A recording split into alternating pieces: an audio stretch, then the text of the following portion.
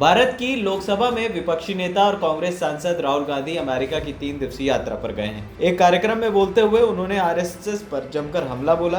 राहुल गांधी ने कहा कि आरएसएस का मानना है कि भारत एक विचार है। हमारा मानना है कि भारत बहुत सारे विचारों से मिलकर बना है। हमारा मानना है कि हर किसी को सपने देखने की इजाजत मिले, बिना किसी परवाह के, बिना उसका धर्म रंग देखे, बिना मौके मिले। चुनाव में भारत के लाखों लोगों को साफ तौर से पता चला कि प्रधानमंत्री संविधान पर हमला कर रहे थे। मैं जो बातें कर रहा हूँ वो संविधान में, राज्यों का संघ, भाषा का सम्मान, धर्म का सम्मान। इसके अलावा टेक्सास यूनिवर्सिटी में एक कार्यक्रम में उन्होंने बेरोजगारी, शिक्षा और टेक्नोलॉजी के मुद्दों पर बात की। उन्होंने कहा कि पश्चिम और भारत दोनों ही नौकरियों के संकट का सामना कर रहे हैं। उन्होंने बेरोजगारी से निपटने के लिए भारत को अपना उत्पादन बढ़ाने की वकालत की। इस दौरान उन्होंने चीन और वियतनाम का जिक्र तो किया और उनकी तारीफ भी की। राहुल गांधी ने कहा कि जहां कई देश बेरोजगारी से जूझ रहे हैं, वहीं चीन और वियतनाम जैसे देश ऐसी कठिनाइयों का सामना फिलहाल तो नहीं कर रहे। उन्होंने इसके पीछे ग्लोबल प्रोडक्शन से जुड़े ऐतिहासिक बदलावों का जिक्र किया। उन्होंने कहा कि 20वीं सदी में मध्य में अमेरिका और यूरोप सहित पश्चिम के दुनिया भर में उत्पादन का नेतृत्व किया। राहुल गांधी ने पिछले कुछ दशकों में हुए महत्वपूर्ण बदलावों का जिक्र किया,